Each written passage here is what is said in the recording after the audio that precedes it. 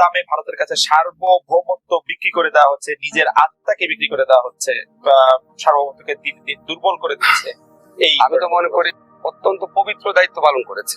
আমি বিশ্বাস করি বাংলাদেশের সংবিধানে ধর্মনিরপেক্ষতার বদলে অসাম্প্রদায়িকতা থাকলে এটা এস্টাবলিশ করা হতো, এবং ধর্ম নিয়ে যারা অপরাজনীতি করে তাদের জন্য এই রাজনীতিটা কঠিন হয়ে যেত। মানে পার্থক্যটা কি? মানে ধর্মনিরপেক্ষতা কি আর অসাম্প্রদায়িক? অসাম্প্রদায়িকতা খুব স্পেসিফিক, আপনি কোনো সম্প্রদায়গত দৃষ্টিভঙ্গি রাখতে পারবেন না। আর ধর্মনিরপেক্ষতার 4টা মিনিং সংবিধানেই দেওয়া আছে। কোনো ডিসক্রিমিনেশন করা যাবে না, এমনকি কোনো ধর্মকে রাজনৈতিক মর্যাদা দেওয়া যাবে না। এটা আমাদের 12 নম্বর অনুচ্ছেদে এখনো আছে, দেখেন এখন খুলে দেখেন 4টা মিনিং আছে।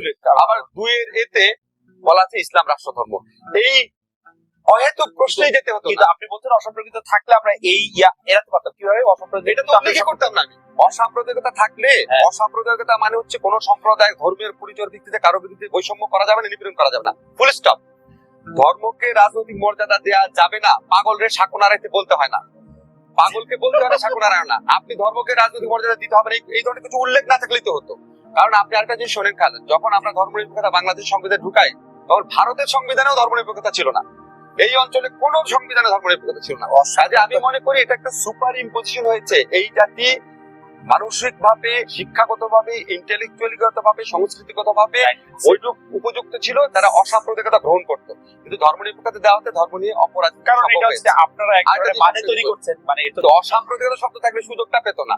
আমি খুব অনেস্টলি আপনাকে বলি। আর সেকেন্ড কথা হচ্ছে কি, দেখেন বঙ্গবন্ধু যখন ধর্মনিরপেক্ষতা প্রতিষ্ঠা করেছে, বঙ্গবন্ধুর আমলেও তো মুসলিম বিশ্বের সাথে বাংলাদেশের অসাধারণ সম্পর্ক গড়ে তোলার জন্য বঙ্গবন্ধু ওআইসি সম্মেলনে যোগদান করেছিলেন। আমি বললাম ধর্মনিরপেক্ষতা দিতে না, সাম্প্রদায়িক না, কিন্তু আপনি ধর্মনিরপেক্ষতা বলতে আমরা এখন যে মিনিং করি যে কোন রকম আপনার ইসলামিক বিশ্ব না, এই বিশ্ব না, আমরা এখন আমরা মিনিং করি নাকি চাই, আমরা মিনিং করি নাকি চাই, আমরা মিনিং করি নাকি একটু আগে আলোচনা, আমরা যারা ধর্মনিরপেক্ষ তাদের জন্য এই মিনিংটা কেউ কেউ করে না, কেউ কেউ করে, ঠিক আছে। আমি বলছি যে আমরা ওআইসি সদস্য থাকবো না। ধর্মনিরপেক্ষতা বলতে কেউ কেউ, ঠিক আছে আমি কারেক্ট করি, আমরা বলতে বলছি কেউ কেউ যারা অপব্যাখ্যা দিতে চায়, অপতৎপরতা করতে চায়, আমি তো তাদের বিরুদ্ধে কথা বলছি। ধর্মকে ব্যবহার করতে চায়, অপব্যবহার করতে চায়। আগেই আপনাকে বলি, আমাদের সংবিধানে যখন ধর্মনিরপেক্ষতা ডেফিনিশন দেওয়া হচ্ছে, কোথাও কিন্তু লেখা নাই রাজনৈতিক উদ্দেশ্যে ধর্মকে ব্যবহার করা যাবে না। আপনি এক খুলেন, লেখা আছে অপব্যবহার করা যাবে না। এখনই দেখেন অপব্যবহার করা যাবে না। এই জটিল আলোচনায়, এই বিতর্কে, এই সুযোগ দেওয়ার কোনো দরকার ছিল না। এই কথা না বলে শুধু অসাম্প্রদায়িকতা রাখলেই হতো, সেটাই আমার বলবো। আমি একটু ধর্ম নিয়ে সেভাবে আসতো কিনা, অসাম্প্রদায়িকতা আসতে পারত। সবসময় বঙ্গবন্ধু অসাম্প্রদায়িক চেতনাকে ধারণ করতেন। আওয়ামী মুসলিম লীগ থেকে আওয়ামী লীগ হওয়াকে আমরা ধর্মনিরপেক্ষতা আমন্ত্রণ জানানো হিসাবে দেখছি। নো, এটা হচ্ছে অসাম্প্রদায়িক চেতনা থেকে। এবং আমি আপনাকে আবারও বললাম, কোন লিটারেচারে কোথাও বঙ্গবন্ধুর কোন ভাষণে কোথাও আপনি ধর্মনিরপেক্ষতা শব্দ দেখতে পারবেন না। এবং এই সুপার ইম্পোজিশনের কাফারা পুরো জাতিকে এখন করতে আওয়ামী লীগের অপশাসনের বিরুদ্ধে, বাকশালের বিরুদ্ধে। তখন কিন্তু ধর্ম নিয়ে বঙ্গবন্ধুর চলে যাওয়ার পরে ধর্ম নিয়ে বা ভারতের প্রতি দেয় হয়েছে, কিন্তু আওয়ামী লীগ দেশকে হিন্দু বানিয়ে ফেলেছে এই অপপ্রচারের চেয়ে অনেক বেশি প্রচারণা। নির্বাচনের অংশে এটি মুখ্য একেবারে সেটা হচ্ছে যে আমি গবেষণাটা করছি বাঙালি মুসলমান তার ধর্ম সম্পর্কে কি ভাবে, এবং আমি তাকে কোনোভাবে তাকে জঙ্গি পাচ্ছি না। ভারতের সাথে আস্থার সম্পর্ক পুনরুদ্ধার করা মানে ভারত আপনার নদী ডাইভার্ট করে নিয়ে যাবে, ট্রানজিট দেওয়ার কথা ন্যাশনাল কোর কমিটি ঠিক করবে 1000 সামথিং, আর ভারত দিবে হচ্ছে 100 টাকা, সীমান্তে স্কুল বালককে পিটায় মেরে ফেলবে। এটা যদি আস্থার সম্পর্ক, আমি সেটা মিন করি, তাহলে হয়তো আমার লেখায় বোঝানো তো ভুল ছিল বা আপনি ভুল দিচ্ছেন। আস্থার সম্পর্ক আমি বলতে বুঝিয়েছি ভারতের সাথে মূলত যে জায়গাটা, সেটা হচ্ছে আমরা শুনেছি, পত্রপত্রিকায় পড়েছি, অ্যানালাইসিস দেখেছি, এখন ভারতীয় বিচ্ছিন্নতাবাদী যারা ছিল, যারা ভারতে বিভিন্ন সহিংসতামূলক কর্মকাণ্ড করতে বলে অভিযোগ রয়েছে, তাদেরকে বিএনপি শেল্টার দিয়েছে। এবং ভারতের যারা পরাশক্তিগত শত্রু, কারণ পাকিস্তান, তাদের এজেন্টদের অবাধ বিচরণ ছিল। তো এখানে আমি আস্থা সম্পর্ক পুনরুদ্ধার বলতে এই জিনিসটাকে এনশিওর করতে বলেছি। কারণ আমি যখন মনমোহন সিং এই দেশে আসে, তখন সিকিমে গ্যাংটকে একটা সম্মেলন হয়েছে, ওটা বিনাশী ক্রীড়া আয়োজন করেছিল। সেখানে গুজরাল সাহেবও ছিলেন, কুলদীপ নায়ার ছিলেন। আমার ওদের সাথে মিশে যেটা মনে হয়েছে যে তারা এটাতে প্রচন্ড কষ্ট পেয়েছে যে বাংলাদেশকে ভারত স্বাধীন হওয়ার ক্ষেত্রে সর্বাত্মকভাবে সহায়তা করেছে। বাংলাদেশে কেন ভারতীয় বিচ্ছিন্নতাবাদীরা একটা সেফ হেভেন পাবে, এটা হচ্ছে তাদের সবচেয়ে বড় আস্থা সম্পর্ক হঠাৎ ধরে এখানে ওই জায়গাটা পুনরুদ্ধার করতে বলেছি। আর ভারত আমাদের এখানে আপনার আন্তর্নদী সংযোগ প্রকল্প করবে, টিপাই মুভ করবে, রামপাল বিদ্যুৎ প্রকল্প করবে, বর্ডারে নির্বিচারে মানুষ মেরে চলবে, ভারতের লোকজন এখানে অবাধে চাকরি করবে, ফিফথ রেমিটেন্স কান্ট্রি হবে বাংলাদেশ, ভারতের পরামর্শ নিতে হবে, ভারতের সাহায্য নিতে হবে, ভারতের লোন নিতে হবে, এই ধরনের একটা সেই আত্মসমর্পণমূলক আমি শেষ করি খালেদ, জি এই ধরনের অধীনতামূলক সম্পর্কের প্রতিবাদ করা না প্রতিটা রাজনৈতিক দলের দায়িত্ব। Right. আস্থা সম্পর্ক বলতে বলছে ভারতের প্রতি নাশকতামূলক কোনো কর্মকাণ্ড যেন না করে। সেটি করছে কিনা বিএনপি, মানে আত্মসম্পর্ক পুনরুদ্ধারের ক্ষেত্রে কোনো ভূমিকা? সেটা তো আমার জানার কথা না। স্বাধীনতা ঘোষণা দেওয়ার কথা ছিল, তিনি তো পাইপ টাইপ নিয়ে চলে গেলেন পাকিস্তানে, সেখানে আরামেই দিন কাটলো। মুক্তিযুদ্ধ সময় আওয়ামী লীগ স্বাধীনতা ঘোষণা করার সাহস পায়নি। এই বক্তব্যটি যদি বিচার করে যে এই বক্তব্য আমার মধ্যে দেখেন, আমি একটা কথা সবসময় বলি, আমি তো আর মানে আওয়ামী লীগ বিএনপি করি না, বাট আমি নিরপেক্ষভাবে যেটুকু মুক্তিযুদ্ধের বই পড়েছি, আপনাকে সিম্পলি একটা কথা বলি, বঙ্গবন্ধু আত্মসমর্পণ করেছে কি করে নাই, এটার কতটুকু গুরুত্ব আছে সেটা আমি একটা লাইনে শুধু বলবো। বঙ্গবন্ধু যদি আত্মসমর্পণ করেও থাকে, উনি স্বাধীনতা আন্দোলনটাকে এমন ভাবে সংগঠিত করেছিল যে উনার অনুপস্থিতিতে মুজিবনগর সরকারের রাষ্ট্রপতি বঙ্গবন্ধুকেই বানাতে হয়েছিল, এবং বঙ্গবন্ধুর জন্য পুরা বাংলাদেশ ওয়েট করছিল উনি কখন এসে দেশের শাসনভার গ্রহণ করবে। তো বঙ্গবন্ধুর সমসাময়িক কালের সকল রাজনৈতিক নেতা, সকল জনগণ যখন বঙ্গবন্ধুকে ভুল বুঝে নাই, এত পরে এসে এত ক্ষুদ্র মানুষ হয়ে আমাদের এই ভুল বোঝার কোনো কারণ নাই। বঙ্গবন্ধু আত্মসমর্পণ করেছিল কোন ট্যাকটিক্যাল কারণে এবং কোন কৌশলগত কারণে বা কি পরিপ্রেক্ষিতে, সেটা বোঝার মতো দরদ, সেটা বোঝার মতো মহত্ব, সেটা বোঝার মতো পড়াশোনা এবং গভীরতা শুধু বিএনপি নেতা না, আওয়ামী লীগ নেতাদের আছে নাকি আমার সন্দেহ, এখনকার প্রয়োজন হয়েছে। আমাদের পক্ষে এটা অনুধাবন করা সম্ভব নয়। যেটা হয়ে গেছে, আমাদের তার কাছ থেকে আশাটা অনেক বেশি হয়ে গেছে।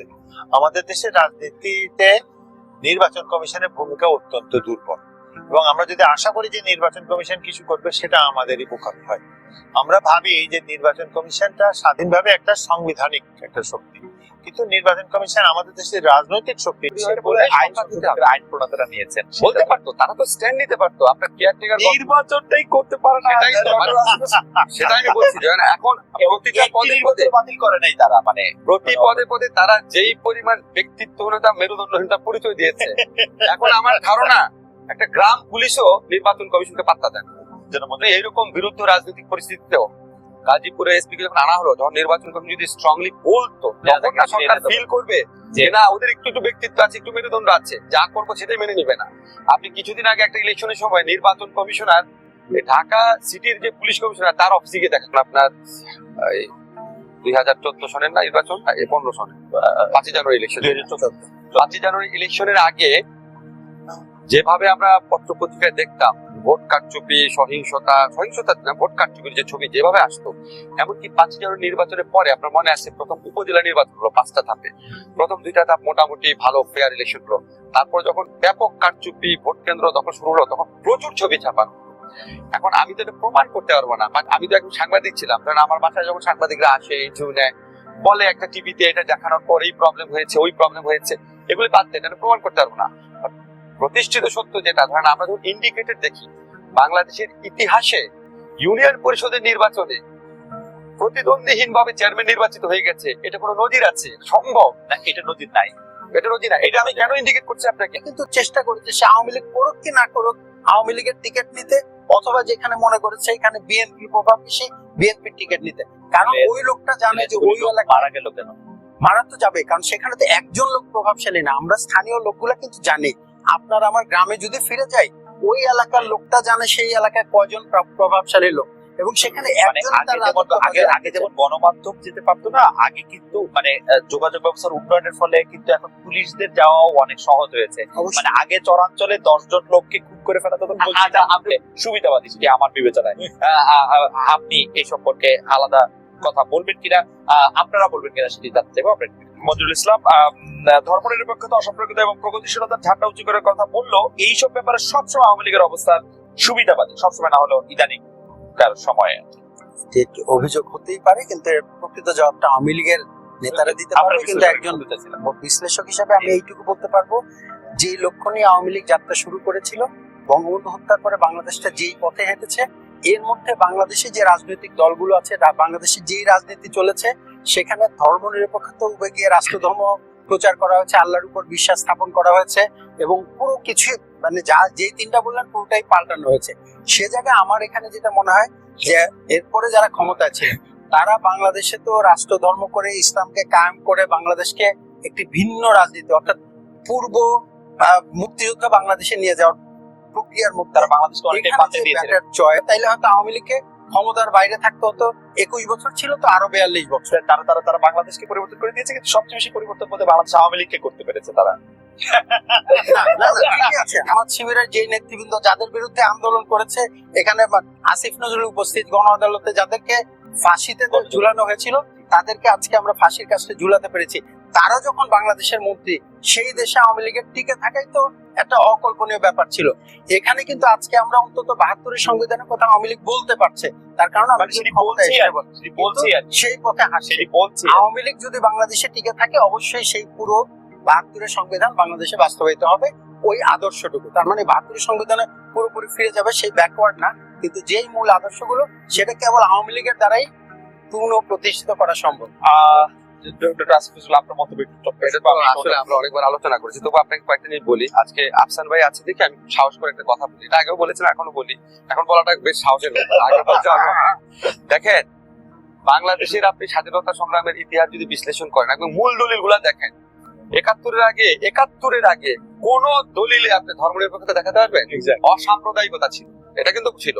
অসাম্প্রদায়িক চেতনা বাংলাদেশের রাজনৈতিক আন্দোলন ছিল, ভাষা আন্দোলন ছিল। কিন্তু ধর্মনিরপেক্ষতা এই স্পেসিফিক শব্দটা আমি আগেও চ্যালেঞ্জ করেছি, আবার চ্যালেঞ্জ করে গেলাম। 71-এর আগে কোন ডকুমেন্ট আপনি দেখাতে পারবেন না। বঙ্গবন্ধু কোনো ভাষণে নাই, 70-এর নির্বাচনের ম্যানিফেস্টোতে নাই, 6 দফাতে নাই, স্বাধীনতার ঘোষণাপত্রে নাই, বাংলাদেশের অস্থায়ী সংবিধানে নাই, কোথাও নাই। এই তিনটা দলিলে যা আছে তার বাইরে কি কোনো কিছু আমাদের সংবিধানে নাই? হ্যাঁ, থাকতে পারে। আমি আপনি স্পেসিফিক ধর্মনিরপেক্ষতা নাই সেটি বলতে আর অন্য সবকিছু ছিল, সমাজতন্ত্রের এলিমেন্ট ছিল, গণতন্ত্রের এলিমেন্ট ছিল, ন্যাশনালিজমের এলিমেন্ট ছিল, 4টা মূলনীতির মধ্যে একটাই ছিল না। কিন্তু অসাম্প্রদায়িকতা সবসময় বাংলাদেশের রাজনৈতিক আন্দোলনে একটা মূল এলিমেন্ট ছিল।